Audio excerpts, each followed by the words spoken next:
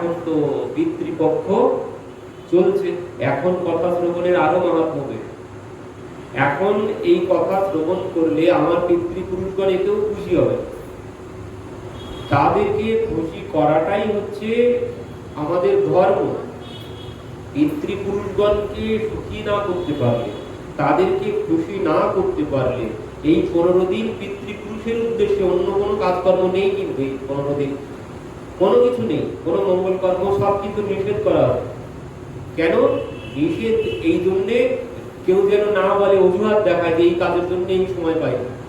এই জন্য সমস্ত মঙ্গল কর্ম সব নিষেধ এই 16 দিন বা 15 দিন এই পিতৃপক্ষে। এখানে শুধুমাত্র পিতৃপক্ষে, অন্য কোনো কিছু নেই, শুধুমাত্র পিতৃপুরুষের মঙ্গল কামনায় এই 15 দিন কাটাতে হয়। তাদের উদ্দেশ্যে তর্পণ আদি জল, তিল জল দান করতে হয় এই 15 দিন।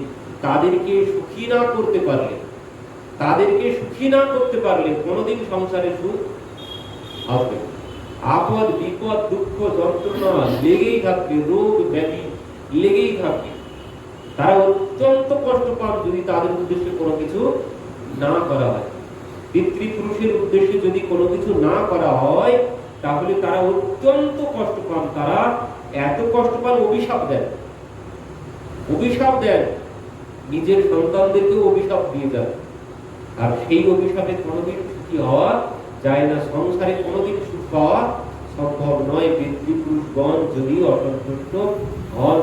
এই জন্য তাদের উদ্দেশ্যে এই 15 দিন, তাদের উদ্দেশ্যে কিছু না কিছু করতেই হয় এই 15 দিন, না হলে তারা অসন্তুষ্ট হবে। তারা যেখানেই থাক এই 15 দিন আমাদের কাছে চলে আসে, আমরা হয়তো দেখতে পাচ্ছি না, আমরা হয়তো দেখতে পাচ্ছি না, আমার পেছন পেছনেই ঘুরে বেড়াচ্ছে। আমার পিতৃপুরুষগণ এখন কিন্তু আমার সঙ্গেই আছে। তো এই জন্য আমি যদি ভালো জায়গায় যাই তারাও আমার সাথেই আসছে। তো এই জন্য আমার সঙ্গে পড়ে সেও এই প্রসঙ্গ, এই কথা শ্রবণ করতে পারছে। আর এই কথা শ্রবণ সে যদি করতে পারে, এতেই তিনি খুশি হয়ে যাবেন, এতেই আশীর্বাদ দিয়ে যাবেন, এতেই তিনি সন্তুষ্ট হয়ে যাবেন, অন্য কিছু না করতে পারলেও। এই জন্য এই পিতৃপক্ষের মধ্যে ভাগবত কথা শ্রবণ করাটাও অনেক বড় বিষয়, এতেই তারা প্রসন্ন হয়ে যাবে। আর এই জন্যে আর কি হয়, এই পিতৃপুরুষগণ অসন্তুষ্ট হলে সব থেকে বড় যেটি সমস্যা, ওই পরম্পরা, সন্তান হয় না কেন, একটি বড় কারণ, সব থেকে প্রধান কারণ। পিতৃপুরুষগণ যদি অসন্তুষ্ট হয়, সেই বংশ আর আগে যায় না, সেই বংশ আর আগে যায় না। বংশে সন্তান পুত্র কন্যা না হওয়ার পেছনে সব থেকে বড় কারণ। এই জন্য দেখবেন অনেকে আবার বলে আমি ভগবানের ভক্ত হয়ে গেছে, আমি আবার ওসব করতে যাবো কেন? অনেকে বলে, অনেক ভক্ত বলে আমার আর ওইসব কোনো প্রয়োজন নেই। তাহলে তাই যদি হয়, অদ্বৈত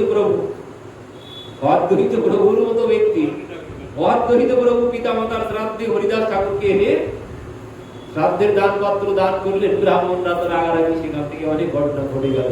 তো অদ্বৈত প্রভু নিজে পিতামাতার শ্রাদ্ধ করছেন। আর বর্তমান যুগে এখন আমরাই আর করতে চাই না। বর্তমান যুগে আর শ্রাদ্ধ, কোন রকমের শ্রাদ্ধ, তাও তো আর ভালোভাবে করে না। বাৎসরিক কাজ তো অনেক দূরের বিষয়, বছর অন্তর তাদের উদ্দেশ্যে শ্রদ্ধা জানাতে হয়। এই তার জন্য এই পিতৃপক্ষ, কারণ তারা কে কোথায় কিভাবে আছে তার কোনো ঠিক নেই। তো যদি সে লক্ষ্যে না পৌঁছাতে পারলো, মানে ভগবানকে পাওয়া, আমাদের লক্ষ্য কি? মোক্ষ প্রাপ্তি। মোক্ষ হলে আর আমাকে আর আসতে হবে না। ধরো আমি এখনো মোক্ষ প্রাপ্ত হতে পারিনি, কোনো না কোনো লোকে যন্ত্রণা ভোগ করছি, এবার একমাত্র মোক্ষ প্রাপ্ত হলে সে আর ফিরে আসবে না। আর যদি অন্য কোথাও বা নরকে বা স্বর্গে যেখানেই থাকুক, এই 15 দিন সে চলে আসবে, এই 15 দিন চলে আসবে। কারণ যদি আমার পুত্র কন্যারা আমার কল্যাণের জন্য, আমি তো নিজের কল্যাণ করে আসতে পারিনি, আমার নিজের আত্মকল্যাণ আমি করে আসতে পারিনি, তারা যদি আমার আত্মকল্যাণ করে, আমি এই যন্ত্রণা থেকে তাদের উদ্দেশ্যে, মানে তাদের দ্বারা যদি উদ্ধার পাই, এই জন্য তারা চলে আসে। এখনো যদি তাদের উদ্দেশ্যে কোনো কিছু করা হয়, তারা উদ্ধার প্রাপ্ত হয়ে যায়, এই জন্য তারা ফিরে আসেন। আর যদি তাদের উদ্দেশ্যে কোনো কিছু করা হয়, তারা তো আশীর্বাদ দিয়েই যাবেন। আর তাদের আশীর্বাদেই সংসারে সুখ শান্তি আসবে। দেব দেবীর পূজা করেও এই সুখ শান্তি কোনো কিছু পাওয়া সম্ভব নয়। পিতৃপুরুষের আশীর্বাদে যে লাভ হবে, দেব দেবীর পূজা করেও সেই লাভ পাওয়া সম্ভব নয়।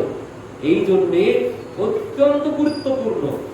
নন্দ মহারাজের যখন ছেলে হয়েছে, নন্দ মহারাজের যখন ছেলে হলো, নন্দ মহারাজ কি করছে? পিতৃদেবার্চনম তথা, জন্মদিনের যে ওই জন্ম উৎসব হচ্ছে, জন্ম উৎসবের সাথে সাথে কি হচ্ছে? ওই নারী ছেদন আদি যেগুলো হচ্ছে, ওই সাথে সাথে কি হচ্ছে?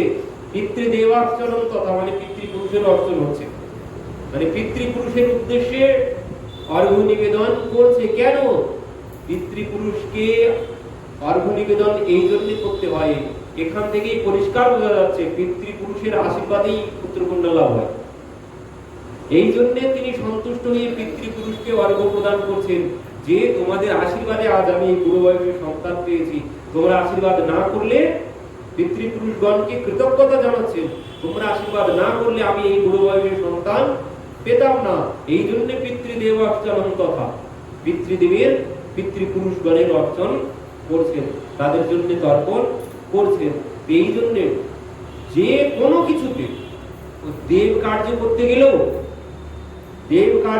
গেলেও, সেখানে পিতৃপুরুষের অর্জন, মানে পিতৃপুরুষের অর্জন আগে করতে হয়। তাদের আশীর্বাদ ছাড়া কোনো কিছু সম্ভব নয়। আর কি হয়? এই পিতৃপুরুষের এই যে অর্ঘ্য আমি প্রদান করব, গ্রহণ করবে কে? আমি যে অর্ঘ্য গ্রহণ করব বা আমি যে জল দান করব। আরো একটি কথা বলছেন, যদি কেউ কিছু না করতে পারে, আমি ব্রাহ্মণ ডেকে শ্রাদ্ধ ক্রিয়া আদি করতে পারলাম না, তাহলে কি করব? যদি এতই খারাপ অবস্থা আমার হয়, তখন কি করব? তখন ওই তাদের উদ্দেশ্যে হাতে জল আর তিল আর কেশে নিয়ে তাদের নাম করে ওই জল এইভাবে দেখান থেকে, এই বুড়ো আঙুলের ঘোড়া, এইভাবে তাদের নাম করে নদীতে গিয়ে বা গঙ্গায় গিয়ে তাদের উদ্দেশ্যে, তাও যদি না পারি পুকুরে গিয়ে জল দিলে তাতেও তারা খুশি হবে। তো কিছু না কিছু তাদের উদ্দেশ্যে করতেই হবে। আমরা কত প্রসঙ্গ পাই এই শ্রাদ্ধের বিষয়ে। আমরা যে সেই নরসিংহ মেহতাজির প্রসঙ্গ শ্রবণ করেছিলাম না, সেও কিন্তু ওর দাদা বংশীধর পিতামাতার উদ্দেশ্যে এই শ্রাদ্ধ ক্রিয়া করত প্রতি বৎসর। নরসিংহ মেহতা গরিব ছিল বলে সে কিছু করতে পারতো না। পরবর্তীতে কি হলো? দাদা যখন বলতে এসেছে, মানে দাদার সাথে সম্পর্ক রাখে না, নরসিংহজির সাথে তার ভাই সম্পর্ক রাখে না, বংশীধর সে সরকারি চাকরি করত, তো সে সম্পর্ক রাখে না। তো একমাত্র এই পিতার শ্রাদ্ধের সময় সে ভাইকে ডাকতে আসে, যে যাস আগামীকাল বাবা মায়ের শ্রাদ্ধ কর্ম হবে। প্রতি বছর তিনি করেন। তো এই যখন ডাকতে এসেছে, তো নরসিংহজি বলছেন, দেখো ভাই, আমার তো এবার আগের মতো নেই, আমার ফ্যামিলিতে অনেক সদস্য বেড়েছে। কতজন সদস্য? বলেছে আমরা যা আছি তার উপরে আরো 16 জন বেড়েছে। ভাই বলছে, তারা কারা? বলছে, তারা আর কেউ না, তারা হচ্ছে সাধু সন্ত। কারা? বলছেন, हमारे सोई रिश्तेदार जिन्हें है प्रभु चरण में प्यार। পথের থেকে, রাস্তার থেকে 16 জন সাধুকে ধরে এনে নিজের বাড়িতে রেখেছে নরসিংহজি। খাওয়া দাওয়া হয় না, গরিব ভিখারি সাধু, তাদেরকে এনে নিজের বাড়িতে রেখেছে। বলছেন, এরাই আমার আত্মীয়, এরাই আমার আত্মীয়। যখন ভাই বলেছে যে তুই যাবি, বলছেন আমি এদের ছাড়া যাব না। তাহলে তো যেতে হবে না, ওই সব ভিখারি, ওদের কোন জাতপাত কোনো কিছু ঠিক নেই, ওদেরকে আমি খাওয়াতে পারবো না। তুই যদি যাস তো যাবি, না হলে তোর যেতে হবে না। তখন বলছেন, আমি যাব না, তোর মতো ভাইয়ের আমার দরকার নেই। বলছেন, প্রকৃত আত্মীয় যদি কেউ থাকে তো এরাই আমার আত্মীয়, এদেরকে আমি ছেড়ে কিছুতেই যাব না। বলছেন, हमारे सोई रिश्तेदार, বলছেন সেই আমার আত্মীয়, जिन्हें है प्रभु चरण में प्यार। বলছেন, তোর সাথে আমার কোনো সম্পর্ক নেই, যদি ভাই হয় তো এরাই আমার ভাই, এদেরকে ছেড়ে আমি যাব না। তো বংশীধর বলছে, ঠিক আছে, এই ভাইনে তুই পিতা শ্রাদ্ধ কর, তুই করে নে এই ভাইদের নিয়ে। তো বলছে, ঠিক আছে, করে নেব। এই বলে যখন দাদা চলে গেছে, তখন কি করবে? এবার মাথায় হাত, খাওয়া ছুটে না, শ্রাদ্ধ করবে কি করে? তখন মানিক গৌরী কি করলেন? হাতের চুড়ি, কানের দুল, নাকের নথ খুলে দিলেন, যাও এই বিক্রি করে বাজার করে নিয়ে এসো, এতেই ব্রাহ্মণ ভোজন পিতা শ্রাদ্ধ হয়ে যাবে। এবার কি করলেন, সেই বিক্রি করে বাজার করে নিয়ে এলেন। এনে এবার কি করেছেন, মানিক গৌরী বলছে এতে আর কয়জনের হবে, খুব জোর 5 জন ব্রাহ্মণকে ভোজন করানো যাবে, তো যাও 5 জন ব্রাহ্মণ নিমন্ত্রণ করে এনো। নিমন্ত্রণ করতে বেরিয়েছে। এবার গ্রামের সব চ্যাংড়া পাটি তো থাকেই, সাধু ডেকে তারা লেগেছে এনার পেছনে। বাবা কোথায় যাচ্ছে? তো বলছেন ওই পিতার শ্রাদ্ধ আগামীকাল, তাই ব্রাহ্মণ নিমন্ত্রণ করতে যাচ্ছি। কতজন ব্রাহ্মণ নিমন্ত্রণ করবে? 5 জন ব্রাহ্মণ। তো আপনি আর কি চেনেন ব্রাহ্মণদের বাড়ি করতে? আপনি তো চেনেন না। এক কাজ করুন, আপনি বাড়ি যান, আমরা নিমন্ত্রণ করে দেবো, কাল ঠিক চলে যাবে আপনার। এই কথা শুনে ইনি বাড়িতে চলে এসেছে ওদের উপরে দায়িত্ব দিয়ে। এবার ওরা কি করেছে, 5 জনের জায়গায় সেই জুনাগড়ে যত ব্রাহ্মণ ছিল 700 ব্রাহ্মণ ছিল তখনকার দিকে। আর সেই 700 ব্রাহ্মণকে বলেছে তোমাদের বাড়িতে একদম উনান চলবে না, তোমরা সবাই যাবে। এই 700 ব্রাহ্মণ পরিবার সবাইকে নিমন্ত্রণ করেছে। এবার ইনি মাত্র 5 জনের ব্যবস্থা করেছে। এবার কি হবে? এবার সকালবেলা, ইনি তো কোনো কিছু জানেন না, সকালবেলা এবার ওনার পত্নী রান্না বান্না করতে যাবেন, এমন সময় দেখছেন সেই ঘি আসেনি। তখন কি হলো, তখন বলছে যাও ঘি নিয়ে এসো। নারসিজি বলছেন ঘি যে নিয়ে আসবো তার তো কোনো অর্থই নেই, পয়সার বাকি নেই, যা ছিল সব দিয়ে বাজার করে এনেছে, ঘি ছাড়া তো লুচি ভাজা যাবে না। তো বলছেন ঠিক আছে, আমি দেখি দাঁত বেনা করে নিয়ে আসি কারো কাছ থেকে। দোকানে গেছেন, ভাই ঘি আছে? শুদ্ধ দেশি গোমাতার দুধের ঘি আছে? তো দোকানদার বলছে পকেটে পয়সা আছে? এর অবস্থা দেখে বলছে মানে পকেটে পয়সা আছে? তো ইনি বলছেন না, পকেটে তো পয়সা নেই, ধারে দিয়ে দাও, পরে দিয়ে দেবো। তাহলে আমার ওই ঘিয়ের টিনে ইঁদুর পড়েছে কাল রাতে, হবে? বলছে না না, ওই ঘি দিয়ে ব্রাহ্মণ ভোজন করানো যায়, ও ঘি চলবে না। আর এক দোকানে গেছে, বলছে ভাই শুদ্ধ দেশি গোমাতার দুধের ঘি আছে? তো সেও এনার অবস্থা দেখে বলছে পকেটে পয়সা আছে? তিনি বলছেন না, পকেটে পয়সা নেই। তো সেও বলছে আমার ঘিয়ের টিনে ইঁদুর পড়েছে। তিনি শুনে বলছে হায় হায়, সবার ঘিয়ের টিনে ইঁদুর পড়েছে। পরবর্তী দোকানে যখন গেছেন, এবার তিনি তো এনাকে আবার জানেন, চেনেন। তো ইনি বলছেন হ্যাঁ ঘি তো আছে, দিয়েও দেবো, আপনার কোনো চিন্তা করতে হবে না। তো আমি শুনেছি আমার পত্নীর কাছে আপনি নাকি খুব সুন্দর ভজন গান, আপনি সুন্দর ভজন গান, তো একটা ভজন শোনান। এই কথা যেই বলেছেন, ইনি তো ভজন গাইতে শুরু করেছেন। এবার যে ভজন গাইতে শুরু করেছেন, ওদিকে আর কোনো কিছু সে কি জন্য এসেছে সে সব ভুলে গেছে, মানে নেশায় ধরে গেছে। এই যে যিনি প্রকৃত ভক্ত, তার এই নেশা ধরবে, এই নেশা যেই ধরেছে আর কোনো কিছু মনে নেই। এবার তো একের পর এক গাইতে শুরু করেছে।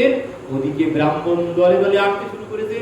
মানে গরিব দেখে তো মাথায় হাত, এত ব্রাহ্মণ, আসার কথা তো 5 জন, এবার এখানে এই দেখে মানে দলে দলে আসছে।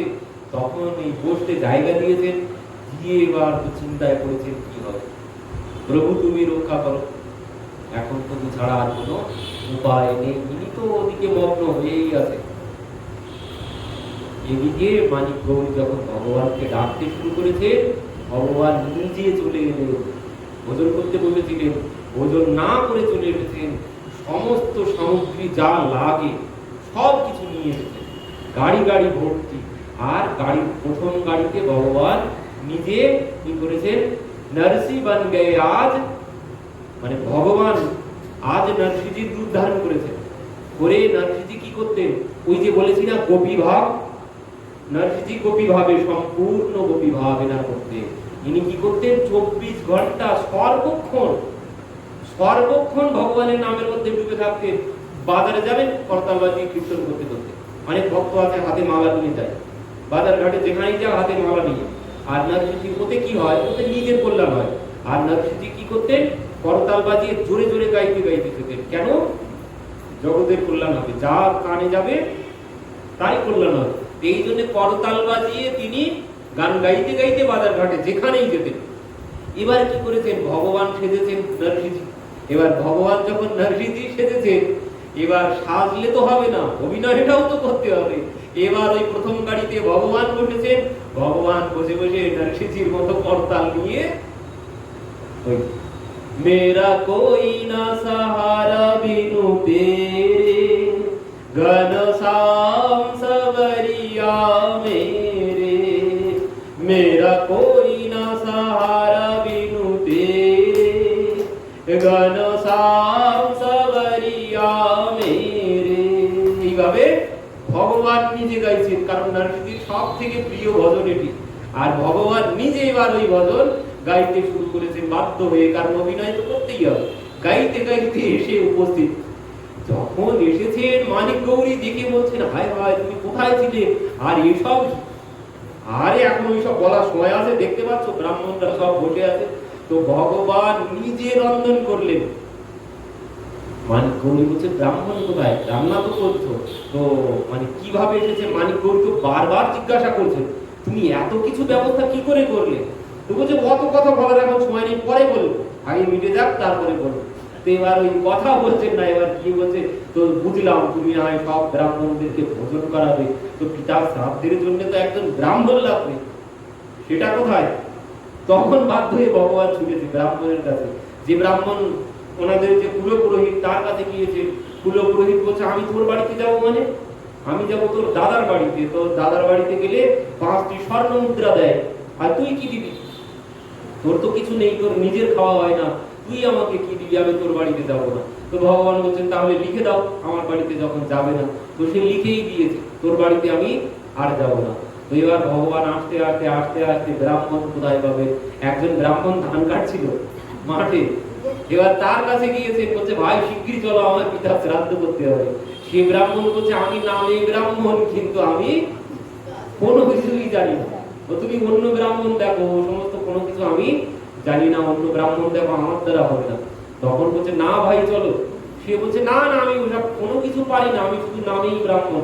ভগবান বলছে, না তুমি চলো। সে তো কিছুতেই আসবে না। ভগবান কি করেছেন, তার কাছে গিয়ে আস্তে আস্তে তার মাথায় হাত রেখেছেন। আর যেই হাত রেখেছেন, সে বলছে, তুই শিগগিরই চলো, বেলা গড়িয়ে যাচ্ছে, শিগগিরই চলো। এবার সে বেদ মন্ত্র পাঠ করতে করতে ভগবানের সাথে চলেছে। ভগবান বলছে, কি ব্যাপার, তুমি যে বললে কোনো কিছু জানো না? আমি তো জানি না, আমি তো জানতাম আমি কোনো কিছু জানি না, কিন্তু এ কি হচ্ছে আমি নিজেও জানি না, এ কি হচ্ছে আমি নিজেও জানি না। তো এই হচ্ছে ভগবানের কৃপা। ওই রামানন্দ আচার্য দিয়েও ঠিক ওই কথাই বলেছেন, ও যা বলেছি সব তুমি বলিয়েছো, আমি কোনো কিছু জানি না। তো এই ব্রাহ্মণও বলছে, আমি তো কোনো কিছু জানি না, কি হচ্ছে সেও আমি কোনো কিছু জানি না। এসেছেন, শ্রাদ্ধ কর্ম করেছেন, ভগবান তাকে 51টি স্বর্ণের মোহর দান করলেন। সে নিয়ে বাড়ি গেল। যত ব্রাহ্মণ এসেছে সবাইকে ভগবান নিজে হাতে ভোজন করালেন, সবাইকে 51টি করে ভোজন দক্ষিণা দিয়েছে। নরসিংহীর ভাই এই কথা শুনতে পেয়েছেন, তার বাড়িতে যত লোক ছিল ভোজন করতে গিয়েছিল, তারা সব সেখান থেকে চলে গেছে, কারণ এখানে 51টি করে স্বর্ণ মুদ্রা দক্ষিণা। এই জন্য বলছে, খাওয়া দাওয়া যদি শেষ হয়ে যায়, দক্ষিণাটা পেলেও হবে, শুধু ডাল ভাতও যদি পাই তাতেও হবে, দক্ষিণাটা প্রয়োজন। 51টি করে সোনার মোহর, সবাই ছুটে ছুটে চলে এসেছে। বংশীধর বলছে, আমার পিতার তো অমঙ্গল হবে, তোমরা বসো। তো বলছে, ও এখন না, তোমার বাড়ি অন্য দিকে ভোজন করে যাবো, আর তোমার ভাইয়ের বাড়িতে যাবো। তো তারা সবাই চলে এসেছে। তার ভাই নিজে দেখতে এসেছে, ভাই আর তার পত্নী দুইজন দেখতে এসেছে।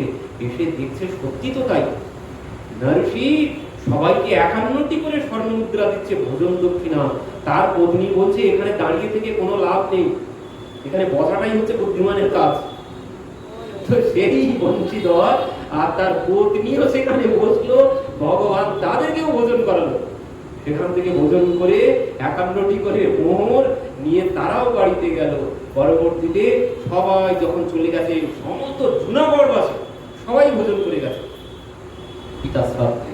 তো এই জন্য বললাম যে শ্রাদ্ধ কতটি গুরুত্বপূর্ণ। ভগবান এসে ভক্তের পিতার শ্রাদ্ধ, পিতা মাতার বাৎসরিক কর্ম করে যাচ্ছে স্বয়ং ভগবান এসে। তাহলে এবার বুঝুন যে শ্রাদ্ধ কর্মের কতটা গুরুত্ব।